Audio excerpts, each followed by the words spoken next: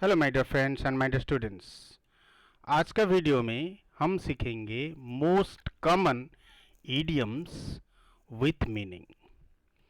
English का जो मुहावरे, हिंदी में मुहावरे हम बोलते हैं, इंग्लिश का मुहावरे आज हम सीखेंगे और ये है part 1। There are many idioms, उसमें से बहुत सारे कॉमन इडियम्स भी है। इसलिए मैं क्या किया, एक वीडियो में 20 इडियम्स लेके आया ताकि आप लोग आसानी से उसको सीख के यूटिलाइज कर सकें। What is an idiom? An idiom is an expression or phrase whose meaning does not relate to the literal meaning of its words. इसका अर्थ है, इडियम एक एक्सप्रेशन या एक फ्रेज है जिसका मीनिंग उसके वर्ड्स के लिटरल मीनिंग के साथ मैच नहीं करते। मतलब अगर आप वर्ड वाइज उसका मीनिंग निकालोगे वो नहीं निकलेगा, उसका अलग मीनिंग होता है। In other words, idioms mean something different than the individual words. Idioms में जो इंडिविजुअल वर्ड्स होते हैं, वर्ड्स के मीनिंग से इडियम्स का मीनिंग पूरा अलग होता है। Students often confuse idioms with proverbs. कभी कभी स्टूडेंट्स सोचते हैं कि इडियम्स और प्रोवर्ब्स सेम होते हैं, ऐसा नहीं होता। However these are two different things. Proverbs और इडियम्स अलग अलग होते हैं। Proverbs are well known for stating a piece of advice और जनरल फैक्ट। जनरल फैक्ट या फिर एडवाइस देने के लिए हम प्रोवर्ब्स यूज करते हैं, लेकिन इडियम्स मुहावरे के लिए यूज किया जाता है। English idioms are important parts of everyday English. Everyday English में इंग्लिश इडियम्स बेहद जरूरी होते हैं, जरूरी पार्ट होता है। क्यों? They often come up in both written and spoken English. Written और स्पोकन इंग्लिश में यूज किया जाता है ज़्यादातर।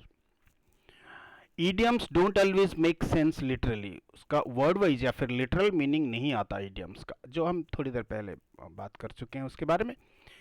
Using idioms makes your English sound more native. ये पॉइंट, इसके लिए हम इडियम्स क्यों यूज़ करें? क्योंकि ज़्यादा नेटिव लगता है अगर आप राइटिंग में या स्पीकिंग में उसको यूज़ करेंगे। तो कैसे यूज़ करेंगे इडियम्स को? नेटिव लगना चाहिए। Familiarize yourself with the meaning and uses. Idioms के मीनिंग और यूजेस के साथ आपको फैमिलियराइज होना पड़ेगा, हैबिचुएटेड होना पड़ेगा। कैसे होंगे habituated? Start by learning the very common English idioms. Very common English idioms जो हैं उससे हम लर्निंग शुरू करेंगे, सीखना शुरू करेंगे। ज़्यादा कॉम्प्लिकेटेड को लेने की ज़रूरत नहीं है। उसके वजह से मैं आप लोगों के लिए वेरी कॉमन इंग्लिश इडियम्स लेके आया हूँ। बहुत सारे हैं, डर मत जाइएगा, लेकिन मैं उसको 20-20 करके लाया हूँ। हर एक वीडियो में 20-20 इडियम्स लेके आया हूँ। And the first idiom is a blessing in disgrace, जिसका अर्थ होता है a good thing that seemed bad at first. एक अच्छा चीज जो कि पहले बहुत बुरा लगता था, उसका रिजल्ट आखिर अच्छा आया, लेकिन वो पहले गलत या बुरा लगता था। And the next one is beat around the bush, जिसका अर्थ है avoid saying what you mean. मतलब आप जो बोलना चाहते हो या फिर बोलना चाहिए, आप वो बोल नहीं रहे हो, अवॉइड कर रहे हो, because you are feeling uncomfortable. आपको कंफर्टेबल नहीं लग रहा है वो बात बोलने के लिए। And the next one is better late than never, जिसका अर्थ है better to arrive late than not to come at all. नहीं आने से, बिल्कुल नहीं आने से अच्छा है आप थोड़ा लेट में ही आ जाओ। ब्रेक अ लेग, जिसका अर्थ है गुड लक। आप किसको गुड लक बोलना चाहते हो? गुड लक तो बहुत अच्छा फ्रेज है, लेकिन उससे अच्छा रहेगा अगर आप इडियम से यूज करके बोलोगे ब्रेक लेग। नेक्स्ट आता है कल इट अ डे, जिसका अर्थ है स्टॉप वर्किंग ऑन समथिंग। अगर आप किसको बोलना चाहोगे ये काम आज के लिए बंद कर दो, तो आप बोल सकते हो कल इट अ डे। ये छोटा भी है, कलरफुल भी है। गेट योर एक्ट टुगेदर, जिसका अर्थ आता है वर्क बेटर और लीव। बेहतर काम करो या तो फिर काम छोड़ दो। इसके लिए आप बोल सकते हो गेट योर एक्ट टुगेदर। एक चीज मैं यहां बोलना चाहूंगा, कोई भी एक्सप्रेशन के जगह पर आप इडियम्स यूज करना चाहते हो उसको बस रिप्लेस कर दो। वर्क बेटर और लीव की जगह पर आप गेट योर एक्ट टुगेदर लगा सकते हो, रिप्लेस कर सकते हो। नेक्स्ट है हैंग इन देयर, जिसका अर्थ है don't give up. Don't give up का अर्थ क्या है? छोड़ना मत। कोई भी काम हो, कुछ भी हो, छोड़ना मत। इट्स नॉट रॉकेट साइंस, ये रॉकेट साइंस नहीं है। क्या है रॉकेट साइंस? मीनिंग है इट्स नॉट कॉम्प्लिकेटेड। आप कुछ कर रहे हो, आपको डिफिकल्ट लग रहा है, सामने वाला बोल सकता है इतना कॉम्प्लिकेटेड नहीं है यार, it's not rocket science. Hit the sack, अर्थ है गो टू स्लीप। आप थक चुके हो या काम करना नहीं चाहते हो, आपको कोई बोल सकता है गो टू स्लीप, उसकी जगह पर hit the sack. Miss the boat, इसका अर्थ क्या है? It's too late. कोई भी काम के लिए जब करना चाहिए वो नहीं किए, you missed the boat. No pain no gain, you have to work for what you want. आप जो पाना चाहते हो उसके लिए आपको कड़ी मेहनत करना पड़ेगा। ये तो बहुत इजी है। नेक्स्ट आता है ऑन द बॉल, जिसका अर्थ है doing a good job. You are on the ball, that means you are doing a good job. Pull someone's leg, ये बहुत सारे लोग जानते हैं इसका अर्थ। To joke with someone, don't pull his leg, उसका पांव मत खींचो यार, उसके साथ जोक मत करो।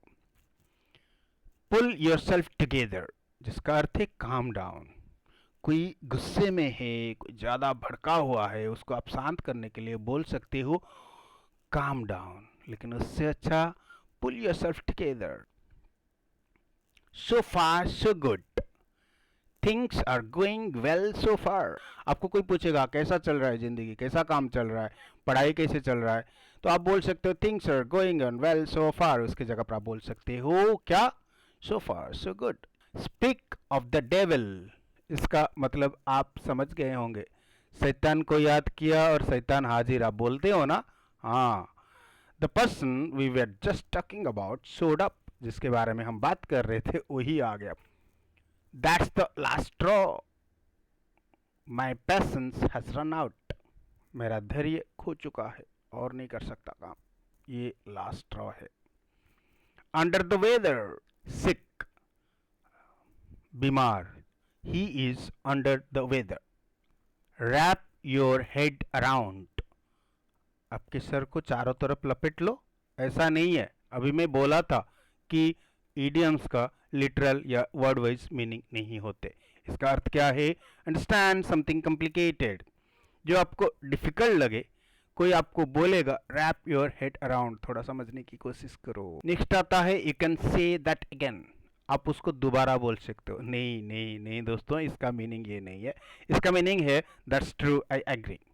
आप जो बोल रहे हो वो सच है, पूरा सच है, मैं भी मानता हूँ। उसके लिए अगर कोई कुछ बोले आप वहां पर बोल सकते हैं कैन से दैट अगेन। अगली वीडियो में हम और 20 प्रैक्टिस करेंगे। मैं आप लोगों को रिक्वेस्ट करता हूँ, स्पेशली जो इंग्लिश बोलना शुरू कर चुके हैं, they must try to use the idioms. कोशिश करने से सब कुछ संभव होता है। पहले से तो मैं लाइक और शेयर के बारे में बता चुका हूँ, कमेंट कीजिएगा। अगर आप किसी और कंटेंट के ऊपर वीडियो चाहते हो, if you want me to make videos on any other contents, on any other things, you can comment.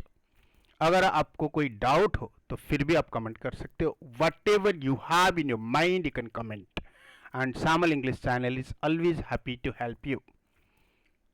Our intention to make you speak better, to make you speak colorfully. अगर channel को अभी तक आप लोगों ने subscribe नहीं किए तो प्लीज़ कर दीजिए, क्योंकि ऐसे वीडियोस और नोटिफिकेशंस आपके पास पहुंचते ही रहेंगे। Thank you very much for watching. God bless you. Bye bye.